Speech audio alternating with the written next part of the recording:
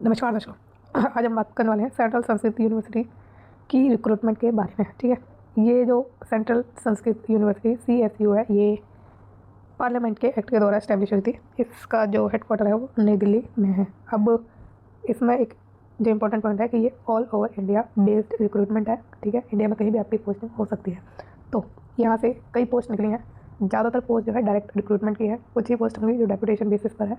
ठीक है, तो सारी डिस्कशन हम इसमें करने वाले हैं कि कौन कौन सी पोस्ट आई हैं और कौन सी पोस्ट जो है डायरेक्ट वाली है, क्योंकि मेनली हम डायरेक्ट पे ही एम्फेसाइज करेंगे, डेपुटेशन पे कम ही करेंगे। ठीक है, तो सारी डिस्कशन करेंगे, जैसे कि एलिजिबिलिटी आपकी क्या रहने वाली है अप्लाई करने के लिए, कब तक आपको अप्लाई करना है, फॉर्म स्टार्ट हो चुके हैं या नहीं हुए हैं, और सबसे इंपॉर्टेंट मोस्ट इंपॉर्टेंट इसमें है कि आपको अप्लाई करना कैसे है, ऑनलाइन करना है या ऑफलाइन करना है। तो इसको हम देखने वाले हैं डिटेल से, नोटिफिकेशन सारी जो आपकी ये पूरी की पूरी वीडियो है उसको ध्यान से देखिएगा और एक भी इंपॉर्टेंट पॉइंट मिस मत करिएगा। तो चलिए शुरुआत करते हैं इस वीडियो की।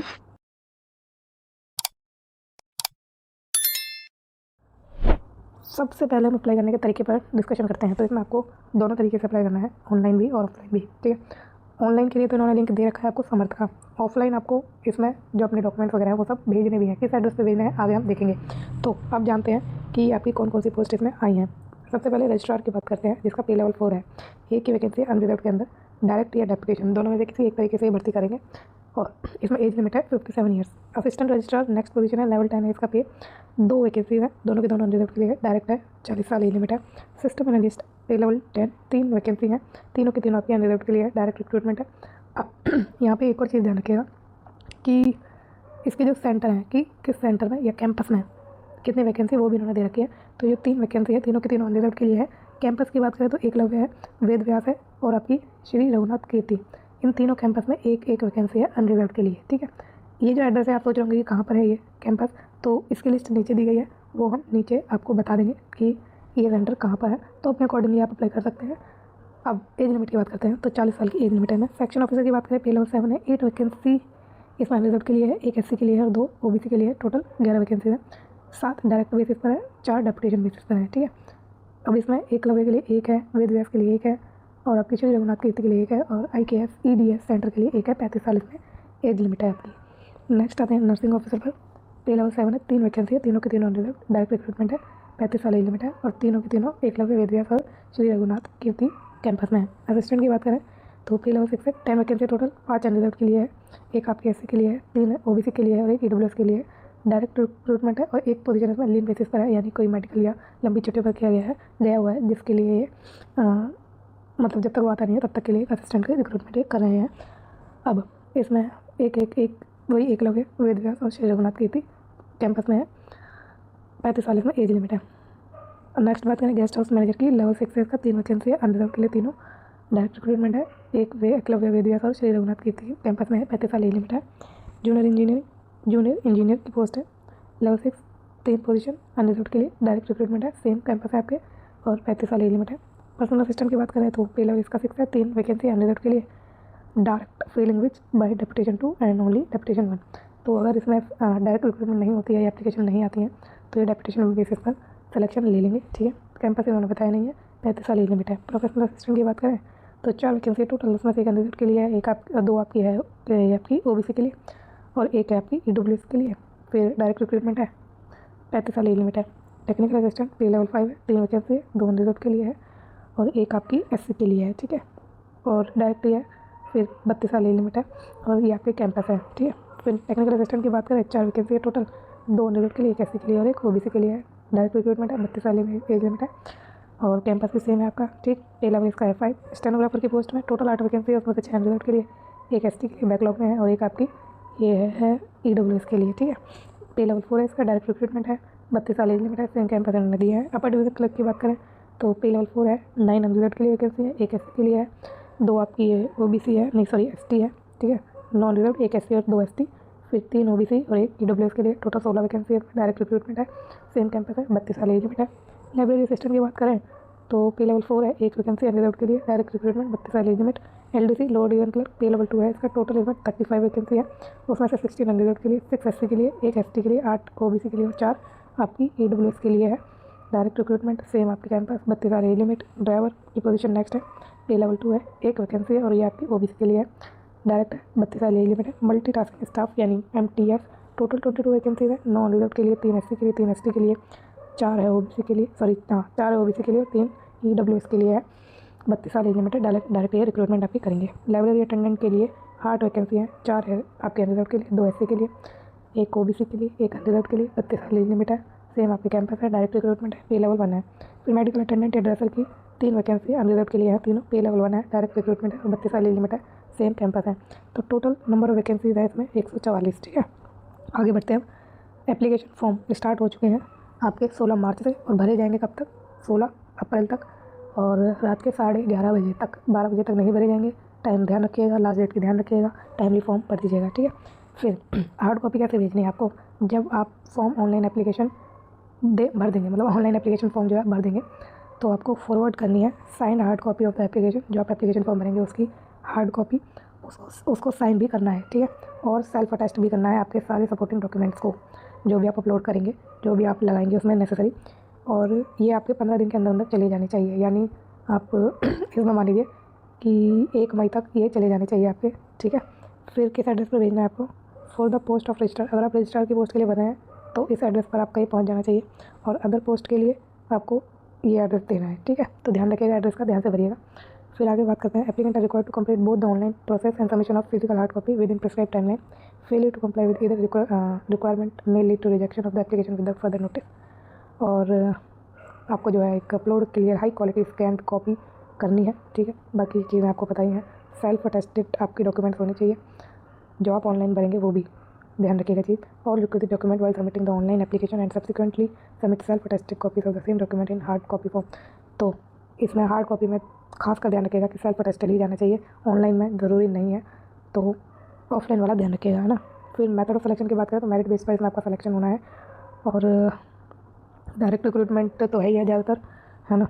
तो इसमें एग्ज़ाम के बेस पर होगा, आपका मेरिट बनेगी और आपके मेरिट के बेस पर आपको पोस्टिंग मिलेगी। एप्लीकेशन फॉर्म भरते वक्त आपसे पूछा जाएगा कि आप कहाँ पर पोस्टिंग चाहते हैं, आपको प्रेफरेंसेस भरनी भी है।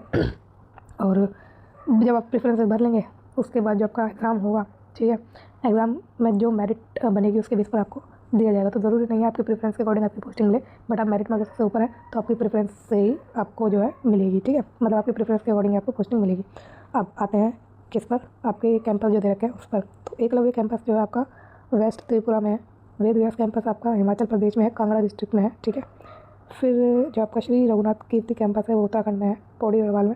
IKS EDS सेंटर आपका पुणे में है, यरवदा में। फिर ऑल इंडिया काडर, मतलब जो इसके हेडक्वार्टर है दिल्ली का, 12 कैंपस है और centre in across the country. तो ये कहीं भी मतलब आपकी पोस्टिंग दे सकते हैं। तो ये तो आप समझिए गए। बाकी मैंने आपको बता दिया है कि जो आपका पोस्टिंग है वो मेरिट के बेस पर आपको मिलेगी। अब इसमें एक इंपॉर्टेंट चीज़ और ध्यान रखिएगा कि transfer request through many mode will not be consider entertain for a minimum of 10 year lock-in period. तो जो आपकी पोस्टिंग होगी वो 10 साल के लिए हो जाएगी, उससे पहले आपका जो ट्रांसफ़र की रिक्वेस्ट है वो कंसिडर नहीं की जाएगी। ठीक है, in case of appointment the candidate shall serve at the place posting of prescribed minimum period. तो 10 साल तक आपको देना ही देना है। और एनी अप्रोच सीकिंग ट्रांसफ़र और personal ground will be considered as misconduct. तो कोई अप्रोच मत लगाना, तो आपको मिसकंडक्ट नहीं डाल देंगे, ध्यान रखिएगा इस चीज़ को। ठीक है, for separate post for example LDC UDC and so on separate application must be submitted. तो अगर आप एक से ज़्यादा के लिए पोस्ट भरना चाहते हैं तो सबके लिए अलग अलग फॉर्म आपको भरना है, और हार्ड कॉपी भी अलग अलग भेजनी है, एक ही नहीं चलेगी। ठीक है, बाकी क्या है, ये रिक्रूटमेंट रूल की बात करें तो इसके लिए अगर आप जानना चाहते हैं तो ये लिंक इन्होंने दिया है। एप्लीकेशन फ़ीस पर आए तो जो आपकी पे लेवल 10 की है, रजिस्ट्रार, असिस्टेंट रजिस्ट्रार और सिस्टम एनालिस्ट, इसमें जो आप फॉर्म भरेंगे, और अगर आप जनरल OBC EWS कैटेगरी से भरे हैं तो 3000 रुपये की फीस भरेंगे, और अगर SC ST PWD कैटेगरी के अंडर भर रहे हैं तो 1500 रुपये फीस देनी है। लेवल 6 और टू लेवल 9 जिसमें section officer, nursing officer, assistant, guest house manager, junior engineer, personal assistant and professional assistant, इसके लिए भर रहे हैं फॉर्म। और अगर आप जनरल OBC EWS कैटेगरी में है तो 2000 रुपये की फीस भरनी है। SC ST PWD है तो 1000 रुपये की फीस भरनी है। पे लेवल 1 to 5 टेक्निकल असिस्टेंट, ठीक है, technical assistant, computer lab, stenographer, UDC LDC और library assistant, driver, MTS, library attendant and medical attendant, dresser. इसमें अगर आप जनरल OBC और EWS एक्स सर्विसमैन के रूप में बना तो 1000 रुपये फीस देनी है, और SC ST PWD के रूप में बना तो 500 रुपये की फीस देनी है, और ये नॉन रिफंडेबल आपकी फ़ीस रहेगी। फिर क्या है इसमें बाकी खास सर्टिफिकेट तो आपको बताइए प्रिस्क्राइब फॉर्मेट में ही आपको देना है, और ठीक है, ये इन्होंने ही बता रखा है। जनरल कंडीशन में क्या है कि ओके, तो आपको सारी चीज़ें सही देनी है, ये डिले आपको नहीं करना है, ये दे रखा है इन्होंने। एग्ज़ामिनेशन सेंटर पर आएँ तो कौन से एग्ज़ामिनेशन सेंटर हैं इसके? दिल्ली, मुंबई, कोलकाता और बेंगलुरु, ठीक है। Irrespective of any post in any campus each applied for, तो इन चारों में से कहीं भी आपका एग्ज़ाम हो सकता है। बाकी आपको चॉइसेस तो बननी है कि आप कहाँ पर देना चाहते हैं एग्ज़ाम, और क्या है, और कुछ नहीं है ना। ओके, अब यहाँ पर एक चीज़ ध्यान रखिएगा, स्केड्यूल ऑफ एग्जामिनेशन पर आए, कॉन्फ्लिक्ट वार्निंग इन्होंने यहाँ पे दी हुई है। तो पोस्ट वाइज इन्होंने स्केड्यूल बनाए हुए हैं, तो अगर आप एक से ज़्यादा पोस्ट के लिए भर रहे हैं और वो सेम स्केड्यूल में आ रहे हैं तो इसमें जो एग्ज़ाम है आपका वो सेम डे हो सकता है, ठीक है। तो ये चीज़ ध्यान रखिएगा। अब स्केड्यूल 1 की बात करें तो इसमें सारे के सारे जो सिस्टम एनालिस्ट की पोस्ट है, जूनियर इंजीनियर की पोस्ट है, असिस्टेंट की पोस्ट है, टेक्निकल असिस्टेंट की पोस्ट है और ड्राइवर की पोस्ट है, इसके अंदर ये आ रही है स्केड्यूल पोस्ट में, यानी कि एक दिन में एग्ज़ाम ले लेंगे, ठीक है। और स्केड्यूल 2 में section officer, technical assistant, personal assistant, professional assistant और एमटीएस। स्केड्यूल 3 में assistant registrar, upper division clerk, library assistant, stenographer, medical attendant, dresser या library attendant and library attendant. Schedule 4 में nursing officer, guest house manager, lower division clerk. तो ये आपके schedule है, एक दिन में एग्ज़ाम ये आपके लेंगे, ठीक है। अब यहाँ पर इन्होंने लिखा भी है कि explicitly candidate must ensure they do not apply for different post following under the same schedule. तो सेम स्केड्यूल के अंडर अगर आपकी पोस्ट आ रही है जिसमें आप इंटरेस्टेड है एक से ज़्यादा फॉर्म भरने के लिए, तो उस पर आप नहीं भरिएगा, क्योंकि वो एक ही दिन में एग्ज़ाम ले लेंगे, टाइम भी सेम हो सकता है। तो ये चीज़ ध्यान रखिएगा कि आपकी जो पोस्ट है, अगर आप एक से ज़्यादा के लिए फॉर्म भरना चाहते हैं तो उसका स्केड्यूल अलग अलग ही हो, ठीक है। अब आते हैं और आगे डेपुटेशन की बात कर रहा है ये, जो कि हमारे लिए इतना नेसेसरी नहीं है। और मोड ऑफ एग्जामिनेशन वगैरह उन्होंने दिया हुआ है, एप्लीकेशन की स्क्रूटनी होगी, सिलेक्शन का डॉक्यूमेंटेशन, वेरिफिकेशन और इंटरव्यू आपका होगा। हर किसी पोस्ट के लिए इंटरव्यू नहीं है, जैसे कि एलडीसी या यूडीसी, है ना। और सिलेबस वगैरह इन्होंने दिया है, आपको इस लिंक में मिलेगा। तो ये लिंक आपको इस वीडियो के डिस्क्रिप्शन बॉक्स में भी मिल जाएगा, डायरेक्टली जाके आप क्लिक करके क्या कर सकते हैं, डाउनलोड वगैरह जो भी आप देखना चाहते हैं देख सकते हैं, ठीक है। फिर अब आते हैं हम यहाँ पर आपकी क्वालिफिकेशन एंड एलिजिबिलिटी पर। तो रजिस्ट्रार की पोस्ट के लिए मास्टर डिग्री चाहिए जिसमें आपके 55% मार्क्स रहे हो या इक्वलेंट ग्रेड आपके पास होना चाहिए। साथ में 15 साल का एक्सपीरियंस होना चाहिए असिस्टेंट प्रोफेसर के रूप में, जिसका एकेडमिक लेवल 11 रहा हो या उससे ऊपर रहा हो, या फिर आपने 8 साल काम किया हो एज एसोसिएट प्रोफेसर जिसका एकेडमिक लेवल 12 रहा हो, ठीक है। तो ये आपके जो मास्टर डिग्री है ये भी चाहिए और एक्सपीरियंस भी चाहिए, ठीक है। या फिर कंपेरेबल एक्सपीरियंस होना चाहिए in research establishment and your other institute और हायर एजुकेशन। या फिर 15 साल का एडमिनिस्ट्रेटिव एक्सपीरियंस होना चाहिए जिसमें से 8 साल आपने डेप्यूटी रजिस्ट्रार या इक्विवेलेंट पोस्ट पर काम किया हो। और तीसरा पॉइंट जो कि इंपॉर्टेंट है, मैंडेटरी है, direct deputation for tenure of 5 year और till attaining the age of superannuation 62 साल, विच एवर इज अर्लियर, ठीक है। तो ये डायरेक्ट डेप्यूटेशन की बात करना है जिसमें टेन्योर आपका 5 साल रहेगा या 62 साल रहेगा, जो भी पहले हो, ठीक है। आगे चलते हैं। असिस्टेंट रजिस्ट्रार की बात करें तो इसमें मास्टर डिग्री चाहिए 55% मार्क्स के साथ, और बस ये चाहिए। इसमें आपका जो डायरेक्ट रिक्रूटमेंट है उसमें आपका रिटन टेस्ट एंड इंटरव्यू होगा। डेपुटेशन में हम इसको स्किप कर सकते हैं, ठीक है, क्योंकि इंपॉर्टेंट नहीं है हमारे लिए, हम डायरेक्ट की ही बात करेंगे मेनली। सिस्टम एनालिस्ट पर आए तो बीटेक या बीई आपको चाहिए इन कंप्यूटर साइंस एंड इंजीनियरिंग या इलेक्ट्रॉनिक्स इंजीनियरिंग में। साथ में 5 साल का एक्सपीरियंस होना चाहिए प्रोग्रामिंग का, जैसे कि मतलब जो लैंग्वेजेस होती हैं वो आपको आनी चाहिए, जैसे कि सी या C++ या जावा, ठीक है। तो अगर आपने प्रोग्रामिंग सीखी है, काम किया है, तो आपको डेफिनेटली ये आता ही होगा।